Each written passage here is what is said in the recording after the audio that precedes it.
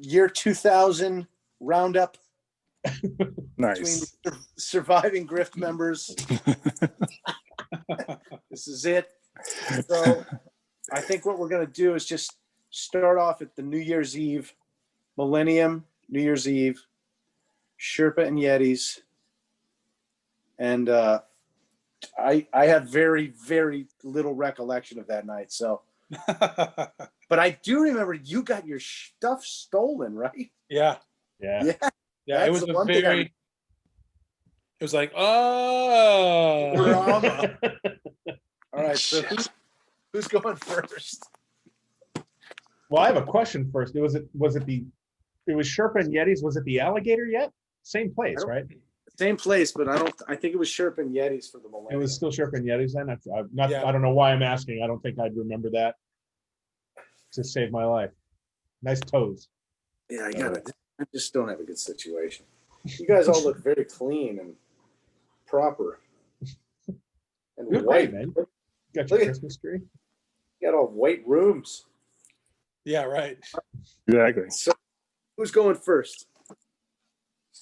Well, we should probably start with some background on that place, because the funny part about that particular location was that we had played there before in a very different situation. Like we played there for Thanksgiving, which was maybe the first time. Like on Thanksgiving night, we played two shows there. Like the Wednesday before Thanksgiving, and then the Thanksgiving, because we had Thanksgiving in the band house. That's right. That's right. Wow. Had a wood stove, right? Or He had a wood stove and a big refrigerator with the Roadie Creed. That's where we found the Roadie Creed. that's the Roadie Creed. Yeah. So we played there. And it was one of our first kind of bigger gigs in the mountains. It was in Breckenridge. I don't know if we said that. I mean, we all know it, but the people watching this may not know. Sherpa and Yetis was in Breckenridge, Colorado, right on the strip. And we played there on Thanksgiving and had Thanksgiving dinner in the band house that they had, which was the bottom floor of where the owners lived, I think. They lived in the mountains. It was like a nice chalet place. And I totally just remembered that. Yeah, totally. Yeah. We had the whole first floor. Yeah. Yeah, and if you're picturing a place that's like dusty and hasn't been cleaned in 15 or 20 years and it's just been like a band / ski bum house for that amount of time, you've got it right. Yeah. That's what it was like. I remember being like, I guess we'll use these sheets. I mean, they had an oven. We cooked there. There was enough utensils there for us to have Thanksgiving dinner there. And Pat Knightley on drums. Yeah, Gleg. Yeah. Warren on sax, and then the four of us. Yeah. I think that's right. Yeah. And so we had been in that place, and we may have even stayed there one more time before that New Year's. Yeah. I feel like it was a well-established pattern that was the band house when you played at Sherpa and Yetis. That was the place. Yeah. So when we booked the New Year's gig, and we said, and also obviously we need the band house. And they were like, yeah, no problem. That was like part of the deal. So we did two nights of New Year's of 99 to 2000, which everyone just considered like this is going to be the greatest party of all time. And we played the gig, which we could probably talk about, but the gig was great. We killed it. I think you may be right, Clint. I think we ended with Purple Rain. Is that right? We started with 1999. Yep. And we ended with Purple Rain. Yeah. Was that the El DeBarge night? No, I feel like that was a different night. Same place though. Yeah, probably. Yeah. Probably. All right. Which is that's another story. That's another entirely. That's a whole other Zoom meeting. It's one of my favorites. So we played the gig, and it bears mention that because it was such a big holiday, that I think I can say we all had girlfriends there. Those of us that had girlfriends had them with us. Like we had the whole troop. There was like a cadre of people all ready to just crash wherever at this band house. And Ben, I've forever been envious of your decision ahead of time to get a hotel room. I remember that you got a hotel room the first night of the thing. And we all said, we'll stay at the band house the first night. We'll get hotels the second night. Right. Why did we do that? You were the smart one. Rookies. Rookie Rookies. mistake. We were literally rookies, though. I mean, That's also true. Right. Exactly. That's also true. that was our first New Year's show as a band, Right. Yeah. and it was, the New Year's of New Year's at that point. That was a great gig. I remember being just absolutely killing. And Anyway, it was expensive. It was. I mean, it was a big deal. It was like $75 a ticket. And there were people like tuxedos and like dressed up, like ready to go. Yep. Sold out too. Packed. Yeah, man. packed. sweaty. Sweaty. Super cold night. Breckenridge in January. It was super cold. Breckenwinds. So, So we are, I don't know, you guys might have clear memories than I do of this, but what I remember is we were packing up our stuff. Like, I think we left it there that night, which is crazy already, but we were packing up whoever we were packing up, and we kind of grabbed whoever and said, hey, we need you to let us into the house. And they said, great, go with this guy. And there was some guy we had never met, and said, he'll take you to the house. We said, cool. We said, same place, right? And they said, no, different place, but it'll be great. And that was one of those little like red flags where like I was like, okay, cool, whatever. But in the back of my head, I was like, this is going to be a disaster. And it was, because he took us to an auto body shop, which, Dun, dun, dun. yeah, which if you think of an auto body shop, there's not a lot of fumes involved in the auto body industry, right? Yeah. You walked us into the actual shop and up some like wooden stairs onto a plywood loft that had, as I recall, and you can correct me on this, 2 vending machines and a stack of like 8 summer camp mattresses. Those like little like paper thin summer camp vinyl mattresses in a corner. And that's it on this like 40 by 30 platform over an auto body shop, which had like some plastic sheeting between the platform and the shop, but that was it. So it just reeked of like turpentine. I feel like there was paint cans. Yeah. Yeah. Aisle of paint cans. Right. Yeah, It I might have think been like that's an right. auto, body shop, because they had like Yeah. auto paint. It wasn't a repair shop necessarily in terms of mechanical stuff, but it was auto body. Yeah. And so we got up there and we were like, so what's this? And they were like, this is it. We were like, this is what? The after party or this? Are we just early? Like, should we just leave our stuff here? What's happening? And the weirdest, do you remember this? The weirdest part was there was a doorway up there. And we said, well, what's the bathroom situation? He said, oh, you just go through here and take a left in this doorway and go down a hallway or something. We opened the door. My memory is there were like 8 people on couches. The lights were totally off and they were like watching a movie. And they kind of all looked up at us and we all looked at them. We were like, sorry. And we shut the door. Hold it, man. Just hold it. Yeah. Like what is going to happen? And the guy was like, okay, cool. See ya. And we were supposed I remember I was just beside myself. It's also like 3 a.m. It's right? 3 a.m. Right. on New Year's Eve, Right. 1999. It's now 2000. Right. 2000, the year 2000 is 3 hours old.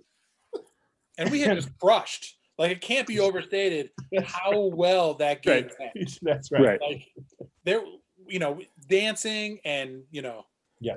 partying all night. And literally, when we played Purple Rain, not a dry eye in the house. Oh, absolutely right. Like, it was just people weeping at what a great time they had. And we're And they just, lived. And they lived. they did it. Right. The power stayed on.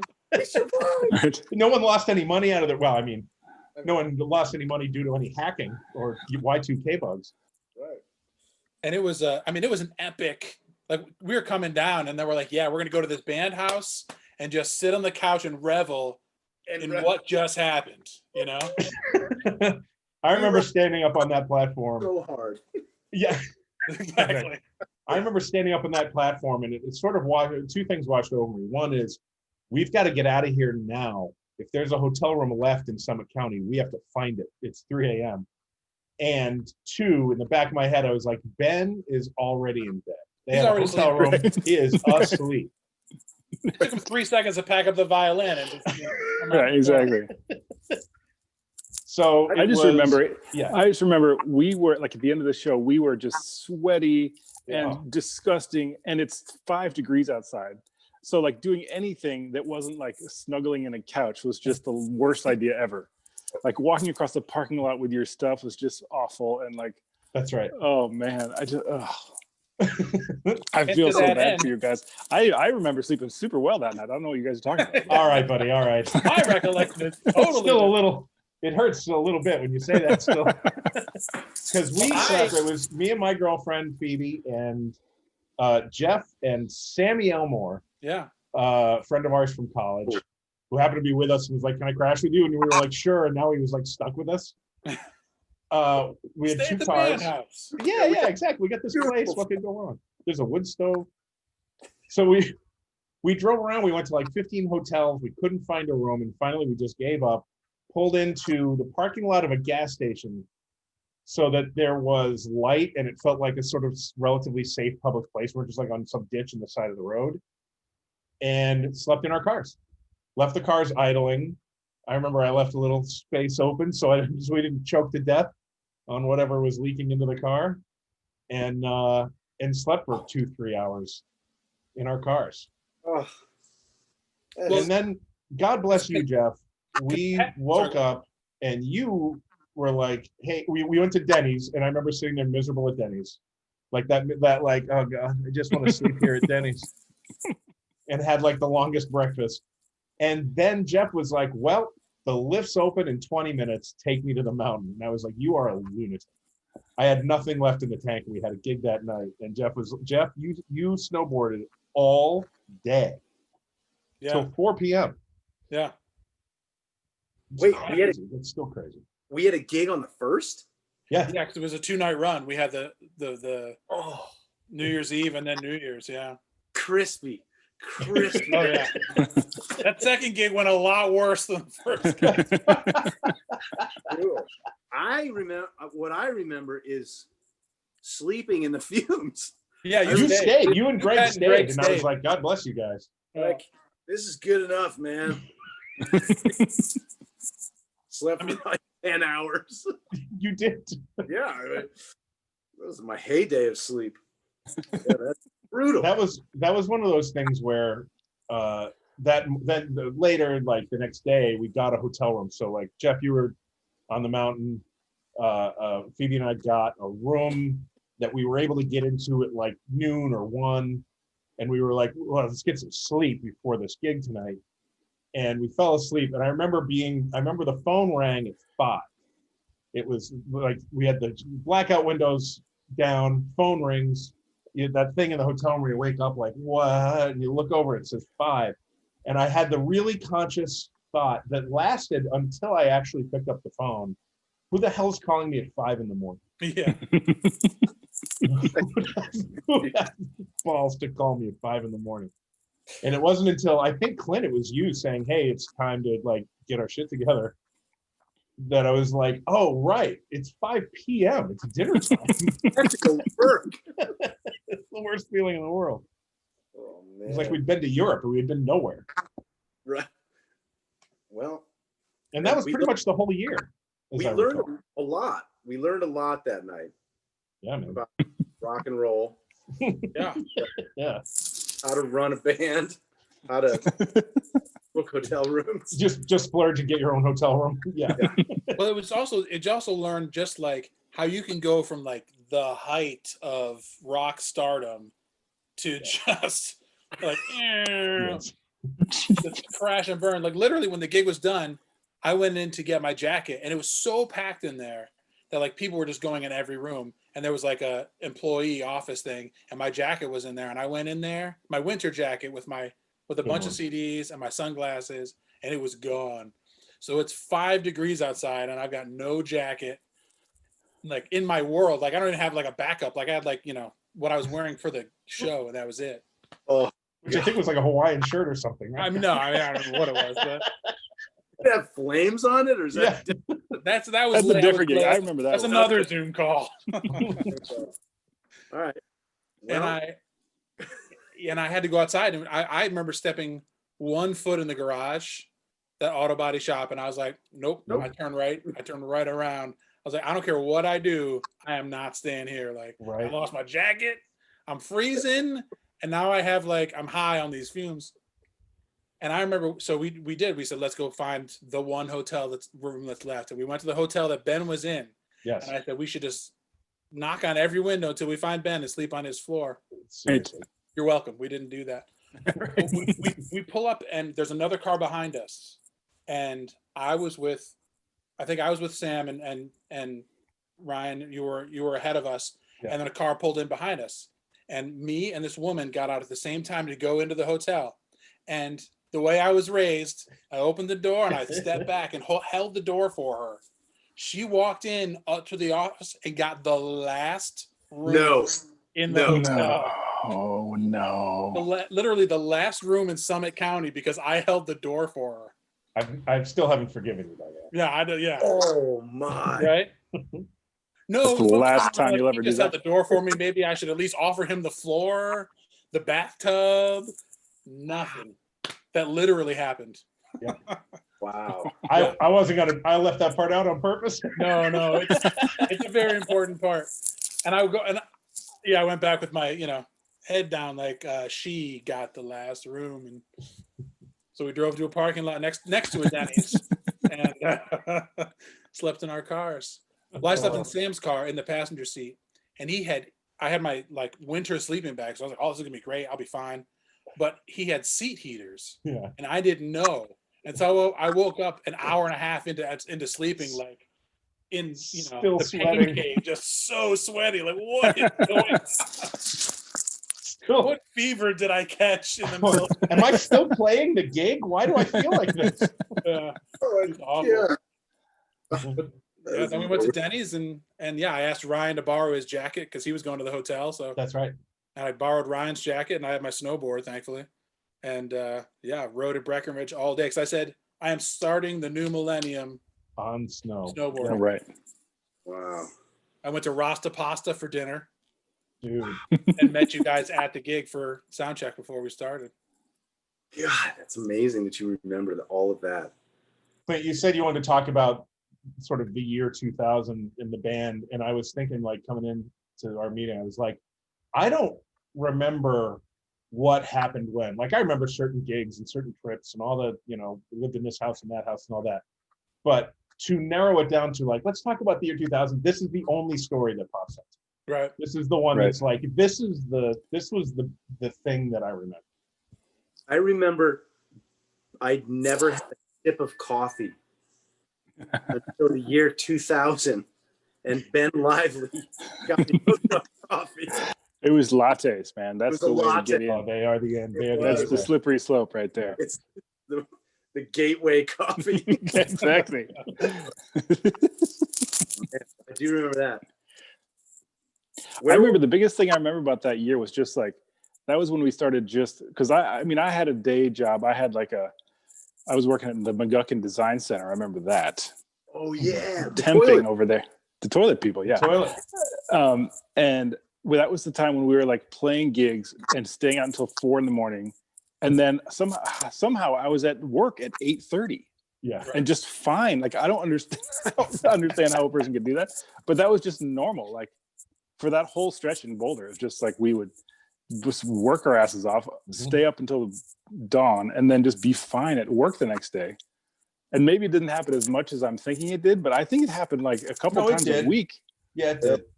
Like if that, just like that was the thing I was remembering. Just like, how did we pull that off? Just like physically. Yeah, brutal. Crazy.